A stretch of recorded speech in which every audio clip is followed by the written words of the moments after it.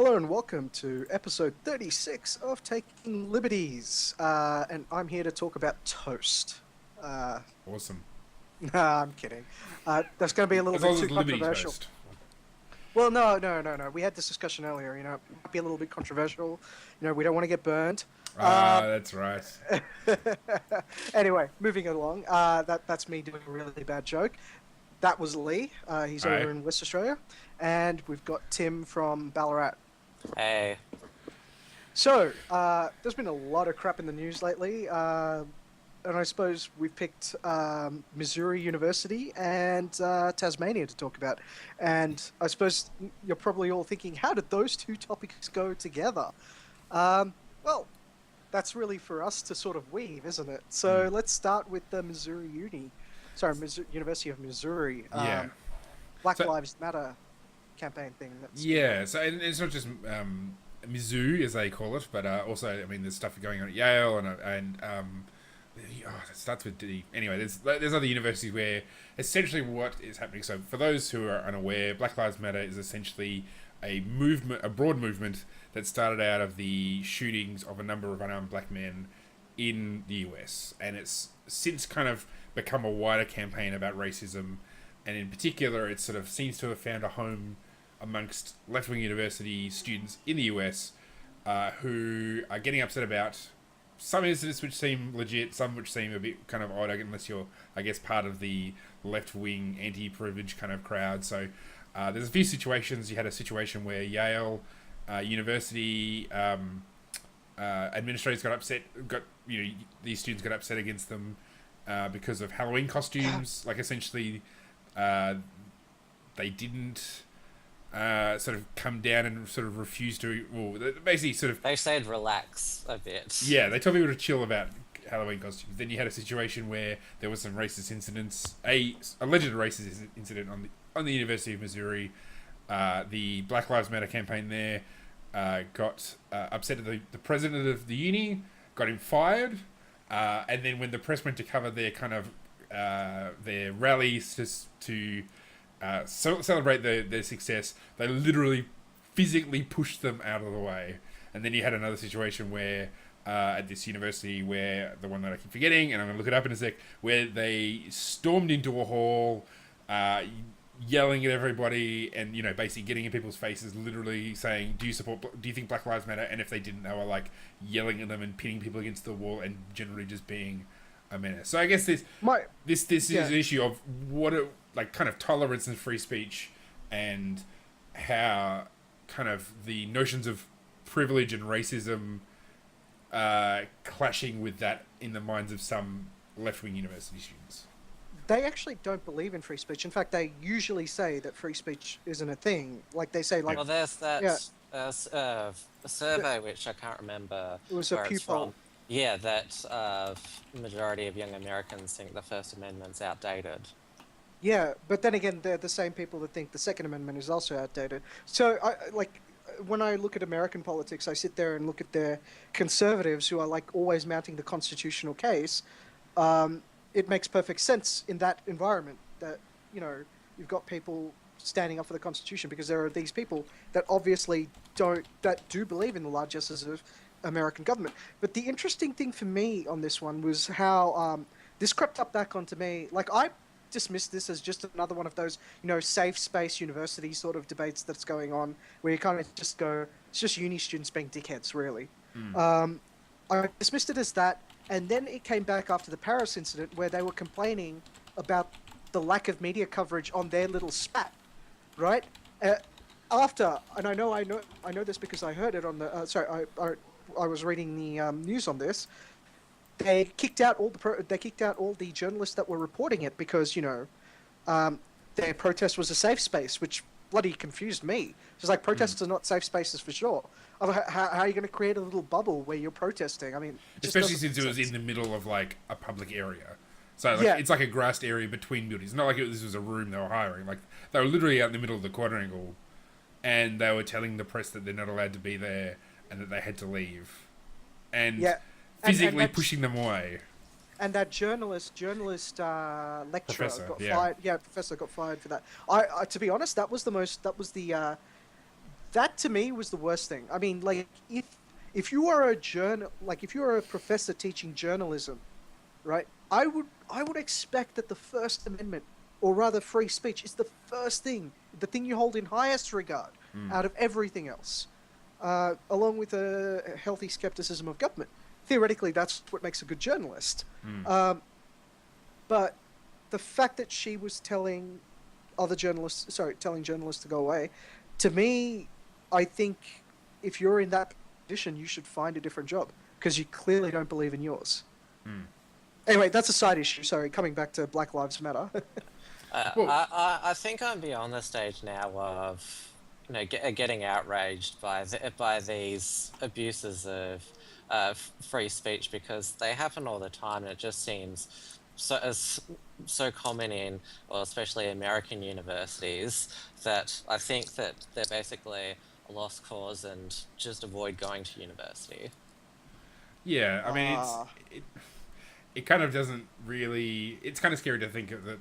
A lot of these people are going to go out and become prominent members of their community, and they think, pushing journalists around, or going up to people who are just studying in a library and pitting them against the wall and screaming at them that they're white, such and such. Like, people who think that sort of behavior is acceptable. Like, if that's the future, like, it's a scary future.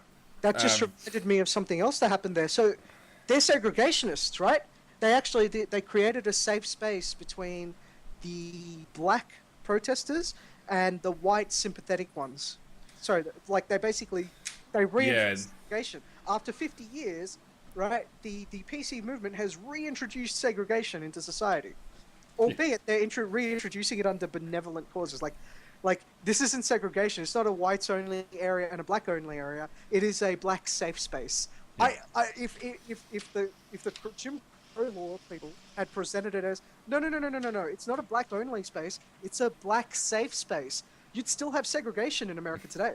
Well, I'm pretty sure guys like Woodrow Wilson actually did phrase it that way. They thought that they were inferior and they had to protect them, thereby through segregation. So, I mean, I guess in some ways it's just the progressive movement coming back on its own roots.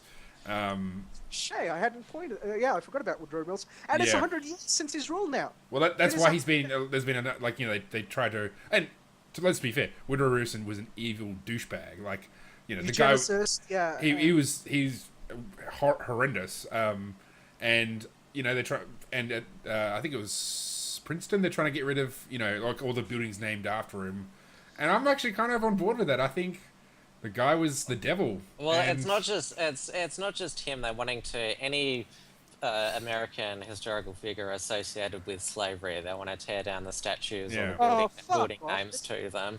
Okay, so for example, George Washington held slaves. Well, he held slaves until he sold their freedom or something like that, because that's the way the system worked. Despite the fact that he was a well-known abolitionist. You've also got Thomas Jefferson, also who frequently spoke against slavery, who held slaves just because that was the product of their time. This is just a ridiculous assertion that just because they held slaves or had something to do with the slave trade, that they are automatically. That's too complicated to explain, though. Yes, history is complex. People are complex. That's just how it works. Okay, and if you're telling me that there is a serious school of academia that exists to sanitize history and make it simple, right? That's not academics. That's basically Pauline Hanson.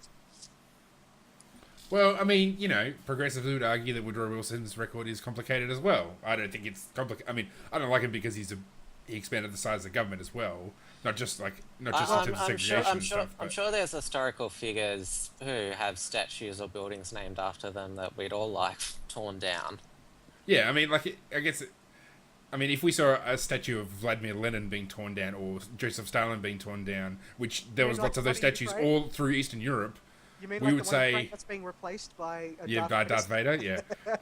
We would say that's right. So I don't think it's quite simple to say, well, anybody, I mean, I guess it's kind of where do you draw the line? So, with these things like the Halloween costumes, you say, well, why is that acceptable? Why should that be acceptable? But then, Woodrow Wilson or Lenin or Stalin not be acceptable. Like it's kind of like even though I guess I disagree to a certain degree with a lot of kind of the notions of privilege and things like that, or at least how it's put. Oh, Vickers has disappeared. Oh no, he's back. Sorry. It's all right. I don't think it's a simple case of saying, well, anybody with that thinks things should be banned are therefore bad people. Like, maybe Woodrow Wilson should be taken off from Princeton. Maybe Andrew Jackson, in the case that he was the guy who sent all those Native Americans off to be on the Trail of Tears. Like, maybe he should be taken off the $10 note. Like, so to give them some credit. Some of this stuff that these uni students want is actually the general principle. Like, I would agree with in other examples. So I think that's a choice for Princeton to make. Okay, like the thing is, a lot of these buildings were put up by endowments or other things, and that's why they're named after certain people. So it's entirely up to the university if they want to do that or not. I'm not going to force the issue, just because, well, personally, I'm just not that invested in it. But these sort of events, they represent what has become prevalent at universities, that being offended is the worst thing that you can do to someone. The fact that, that it was all about back, in the 60s and 70s about, black liberation, women's liberation, gay liberation, that, we're strong people and, we're going to persevere through all of this. And now it's, we've all got to hide in our safe spaces.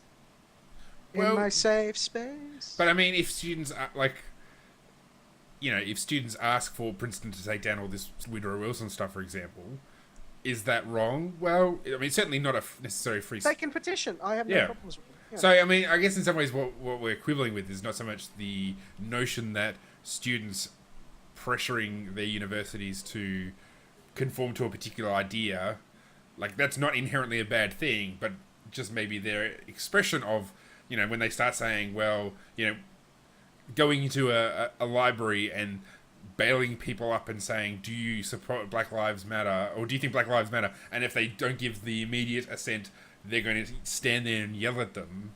Like, that's obviously, that's something we disagree with, but like the principle of pressuring...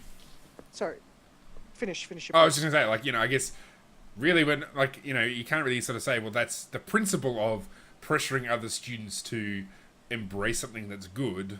That's not a bad idea. So, you know what I'm trying to say? Yes, I do understand where you're coming from. But the thing is, what they're doing is actually counterproductive. So rather than bringing people in, they're trying to segregate. So they're essentially doing the segregationist argument back in the day. And the reason why you had black liberation, the reason why you had women's liberation, the reason why all these things came up is because they were inclusive of people. They weren't like, there is an injustice perpetrated against us, but that affects you as well, right? But in this case, the Black Lives Matter is just like, this is an injustice committed against us, right? You can't ever feel that, but you have to feel offended on our behalf. It is just not something that is going to win hearts and minds. And in the long term, it will only feed to alienate their position.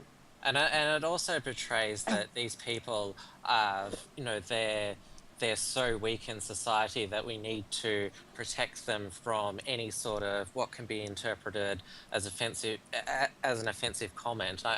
I think it was what's her lady, the factual feminist, talks about how the fact that Christina Hoff Summers now that women are wanting to be protected from everything and want the government to hold their hand, and this is exactly the opposite of what the early feminists wanted. Yes, that's true. The early feminists wanted the government out, but that was because the government was subjecting them to certain, the early feminists wanted to be separated from government because government wasn't very kind to them. It makes perfect sense. But over the years, a large number of welfare programs have been rolled out. It makes perfect sense for feminists of this age to want more government, just because the government is rigged up to sort of support them. Just like it makes perfect sense for the MRAs of this age to be like vehemently anti-government. Here's the thing, right? It's just like I constantly hear people say, like, oh, we shouldn't have more immigrants because immigrants vote left wing. That's true in countries where the left wing is happy to give them more stuff. You take a look at countries like Canada, where it's the opposite.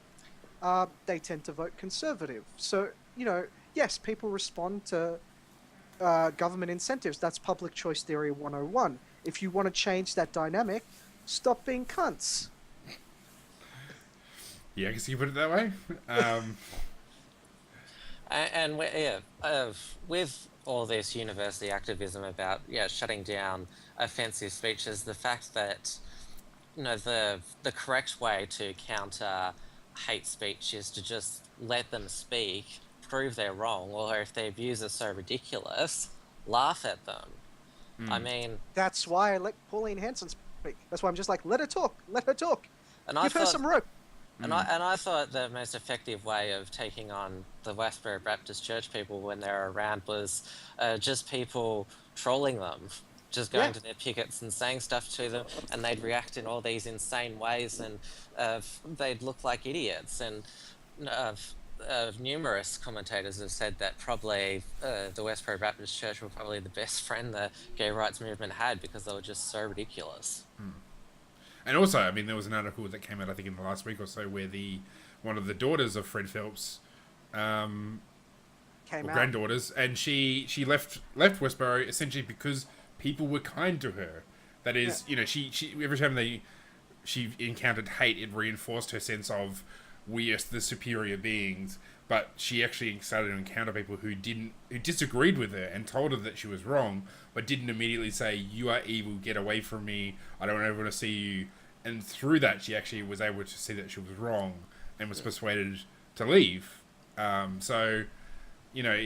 actually persuaded herself to leave. She persuaded herself and her sister to leave. So, I mean, it's one of those things where I guess part of the issue of having, pushing all the journalists away from where they can cover an event, and this is not just what we've seen just recently, but I've seen it in other ones where they create a circle of people, and people push the journalists and try to cover up what they're trying to record. And you say, well, if you want to be heard, you have to let them hear. Like it's Anyway, we should probably move on to the Tasmania discrimination case. I'll have a good transition to that if I'll try this. Okay, go ahead. One of the reasons, do you all remember the Briggs Initiative in California in '77 to ban gays from teaching in public schools? The fact that do you remember that? No, I don't. Okay. Well, it was defeated by, you all know who Harvey Milk is, don't you? Yeah, I do. Yeah. Well, he didn't defeat that proposition by just saying to John Briggs, you're a bigot and you don't deserve to be heard. He debated him numerous times, putting his arguments forward and stating, this is why you're wrong, and all of these things that you imply, they just don't stack up with evidence. And so he was effective by doing that, but I guess something like that couldn't happen today. You're right, and that brings us to our topic about the anti-discrimination case in Tasmania, where effectively Catholic, I think, is it Catholic? Catholic Archbishop Julian Porteous, who's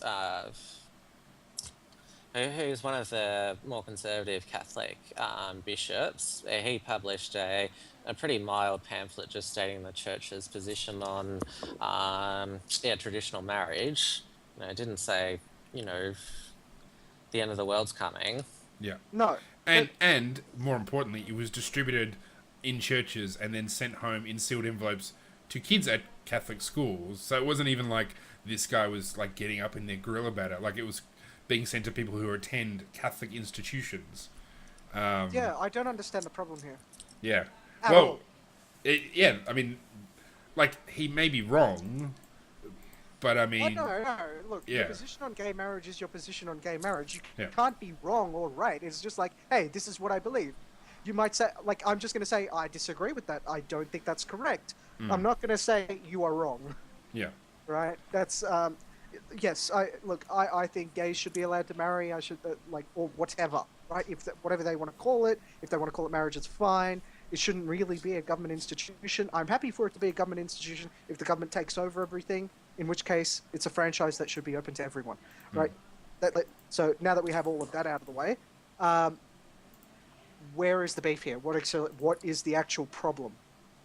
Well, I mean, the problem is that, like, well, I guess from the perspective of the Gay Marriage Act, whoever it was that lodged this complaint, it's the Greens candidate for Franklin at the next federal election. They think that people shouldn't be able to teach their own views within their own organisation. Well, because they consider it hate speech. So yeah, it's the same thing that it's the same type of argument that stops 18C being repealed. I mean,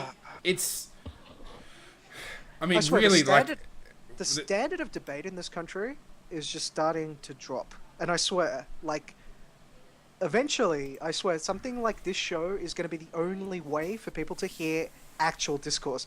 And I just want to be here and say, we're here. You can contact us. We'll have you on the show. We'll let you get your opinions out. Yeah? No 18th. I mean, I guess they don't think that... I mean, they truly must believe that silencing people who they disagree with is okay. Like, the ends justify the means. Yes. The I mean, and without... Lannister school of free speech, I see. I mean, really, without... I mean, often people talk about, hyperbolically about, the end of free speech in Australia. But really, if this case gets up where an organisation shares their own beliefs with their members of their organisation, if that's say that this gets to the High Court and the High Court says yes, that's an okay use of anti-discrimination, that it really is the death of free speech in Tasmania. Backfire when we have the same-sex marriage plebiscite. That is if Turnbull is re-elected. The fact that if this is what's going to happen whenever the traditional marriage side make their case, they're just going to be accused of hate speech. Well, that's just going to backfire on them. I will agree with them, because the number one argument that the pro traditional marriage side has is that this is a slippery slope. Yeah, slippery slope, right? So first they'll allow gay marriage, then they'll basically force the normalization of it. They'll say anyone who disagrees with gay marriage will be conducting hate speech if they tell their kids about traditional marriage, right? This is like the big scare thing that they're running with. Yeah. And if they win, if the Greens win this case, right, that's made effectively. It's made for them quite it's just like, hey, look, we're not being scaremongers here. They've actually done it. They've won that court case over there. And in which case, in that situation, I'd be one of those people that sits there going, yeah, sorry, just because I know where you're going with this, I'm forced to draw the line in the sand here. And that's going to be unfortunate for gay peoples in this country, because it's going to put people that would be their allies on the side of saying, yeah, look, we agree with you up until that point, but we don't like where you're going with it. Yeah. And that's the thing. I mean, this is, really this sets people against each other, and it turns anti-discrimination law into a weapon that can be used against people you don't like. And that's a huge implications for how politics works. And the Tasmanian law, anti-discrimination law, they've actually got what the Gillard government tried to do federally. So when they tried to merge all the discrimination acts into they call it the Human Rights and Anti-Discrimination Act, where they've listed 20 attributes, which included being offended or insulted on the basis of political opinion. So Tasmania has got its state version of that. So yeah, you can pretty much sue on any ground. Yeah, I mean, and I thought it was very specific what you could sue on. Oh no, you're saying Tasmania's legislation? Yes, Tasmania. Okay. That makes much more sense, because I was just like, 18C is quite specific. No, Tasmania, they suffer what the rest of us thankfully avoided. Yeah. I mean, it's really depressing to think that, how huge a problem this is going to be if it actually gets through. Most Australian, Sorry. Okay, sorry. I was saying you might feel depressed, but as someone who runs a podcast, I'm very happy because it will mean my podcast will effectively become one of the bastions of free speech in this country. Well, unless they start. I mean, what's to say they can't sue us? I'll base my company somewhere else. You can't Yeah. stop me. Plus, yeah. I'm just like, guys, I have ways around this. Okay, just trust me. This Yeah. podcast will run. Yeah. Okay. Good. And if they try to filter it, we have the technology. We'll tell you how to get around it. Okay. Yeah. I mean, it's almost like this is the kind of stuff that makes me think this is how revolutions, like how people actually decide to pick up weapons and like fight the government. I mean, I saw a We tweet. don't have weapons. Yeah, well, well, except that we probably could find them quite easily. But like there was like somebody tweeted about after Donald Trump said, we need to put all Muslims in a database, and he's like, somebody tweeted, he's like, if this goes through, I have no option but to take up arms against the government, and it's when you get this sort of authoritarian stuff where you think, well, there really is no other option. Like if the High Court rubber stamp, because eventually we'll get to the High Court, they'll have to, because it's too huge to not be fought all the way. Are you saying that you're going to go Ned Kelly on the government? Well, I don't live in Tasmania. I guess if I lived in Tasmania, maybe I'd consider it. But like there is like, if the High Court doesn't stop it, if politicians don't stop it, like there really is no other option but to say we're going to resist the government. Like physically, we're going to resist them. Tasmania's got a Liberal majority government now, and they haven't bothered to repeal it. So No. the Liberal Party, they oppose these things when they arise, but when it comes to it, they don't bother to do anything about it. I mean, the Liberal opposition in '95 opposed the changes to the Racial Discrimination Act when they inserted 18C. Howard did nothing for 11 years, even when he had a Senate majority. Yeah, you're right. He used all his political capital on pushing work choices. Yeah. I mean, and it's like, it's just the same. I mean, it goes much beyond just issues like free speech issues, but just in general. I mean, that's what we're seeing in Western Australia. We've got a Liberal Party that's got a majority in the lower house, and then with the Nationals has a majority in the upper house, and we don't see them taking this sort of bold, like, because they're conservatives. Well, right? They just want to preserve what is currently there. Yeah, I don't know. It's just I Like mean, at least to his credit, Howard pursued a legislative agenda. At least in work choices, that was worth fighting for. Even though he lost in the end, like at least in some ways, the legislation took things in the right direction. And it's interesting that even now that Tony Abbott's backbencher now, he's still saying that it was right to drop the changes to 18C. Yeah. Well. So. Yeah, it's okay. I'm not surprised by that at all. I mean, yeah. It's like Rudd and Gillard. They'll defend their record to the day they die, even though clearly they got it wrong. So, yeah. Actually, come to think of it, controversial opinion here. If I looked at Gillard's record versus Rudd's record, I'd probably pick Gillard. Just because she actually, like, I hate her agenda, but she actually got more stuff done than Rudd did. Rudd was more announcements than anything else. If you take a look at the show Utopia, right, that is a really accurate description of Rudd's entire time in government. Yeah, which I have been watching, and it's quite funny. Yeah, announcement after announcement after announcement. Yeah. Can you actually name how many policies he delivered on? Yeah. And I caught up with him in the end. I mean, 2010, when he needed to go to an election pretty soon, he hadn't decided on how to organise all the hospital funding. Yep, precisely. He hadn't figured out what to do about the ETS. Yeah, so exactly. I mean, if I was to pick one of the two, I'd say Gillard, despite the fact that I hate her policies. And on that, since now we've started talking about Labour policies, I think it's probably a good time to stop today's episode. Yeah. Oh, you don't want to talk about Coffeegate? What the hell is Coffeegate? You know what? I'll give you the next minute to talk about Coffeegate because I have no idea what this is. Bill Shorten, he crashed into some parked cars because he spilled his hot coffee in his mum's car. Okay, so this is how much of a non-event that is to me. I did not know what it is, and I don't care about it now. I'm just like, okay. Like that. If a cartoonist was to create a metaphor for Bill Shorten's time as Labour leader, like that is pretty much it. Like that is, it's just gold. It's like manna from heaven for cartoonists everywhere. He's in his mum's car. He spills coffee and crashes the car. Brilliant. And no.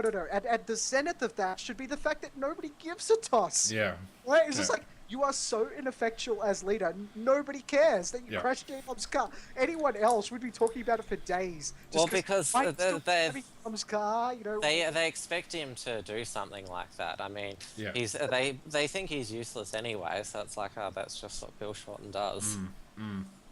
That's Bill Shorten. Yeah. Yeah. Seeing as we've now completely lost the plot.